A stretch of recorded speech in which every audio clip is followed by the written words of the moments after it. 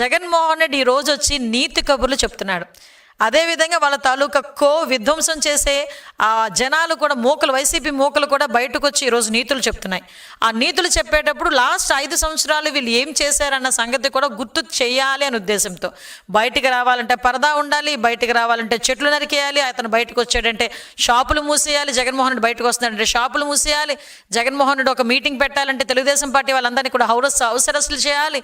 అదేవిధంగా అతని గురించి ఎవరైనా గట్టిగా సోషల్ మీడియాలో మాట్లాడితే వాళ్ళని తీసుకొచ్చి సిఐడి కేసులు పెట్టి ఇరికించాలి. ఆ సిఐడి కేసులు పెట్టేదానికి కూడా వయసులతో సంబంధం లేదు.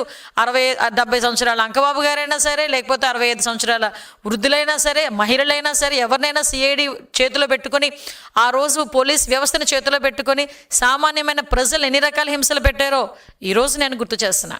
ఈరోజు వీళ్ళు బయటకు వచ్చి మాట్లాడుతున్నారు. మేము ఏమైనా ఏంటది ఏదో ఆంక్షలు విధించామా అని మాట్లాడారు. మొన్న కూడా నేను దాని గురించి ఆంక్షలు విధించారని మాట్లాడేదానికి. ఈరోజు ప్రజలు ఆంక్షలు లేకుండా ప్రశాంతంగా బతుకుతున్నారు. ఒక పరదా లేదు, ఒక చెట్లు కొట్టడం లేదు, ఒక షాపులు మూసివేత లేదు, ఒక హౌస్ అరెస్ట్ లేదు. ఆఖరికి జగన్మోహన్ రెడ్డి ఎక్కడైనా పరామర్శకి వెళ్తానన్నా కూడా, అది చనిపోయి సంవత్సరం తర్వాత కూడా పరామర్శకి వెళ్తానన్నా కూడా Z+ సెక్యూరిటీతో ఉన్న వ్యక్తికి ఎంత సెక్యూరిటీ కావాలో అంత సెక్యూరిటీని కూడా ఇచ్చే పరిస్థితి కనిపిస్తూ ఉంది. లిటరలీ చెప్పాలంటే 5 సంవత్సరాలు ప్రజలు 2019 నుంచి 24 వరకు బిక్కుమంటూ ఉన్నారు.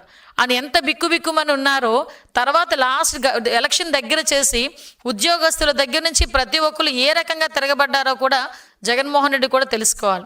లక్షలాదిగా ఉద్యోగస్తులు బయటకు వచ్చి ఈరోజు వాళ్ళందరూ కూడా ధర్నా చేస్తే వాళ్ళందరి మీద కూడా ఈరోజు అప్పుడు కేసులు పెట్టిన పరిస్థితి.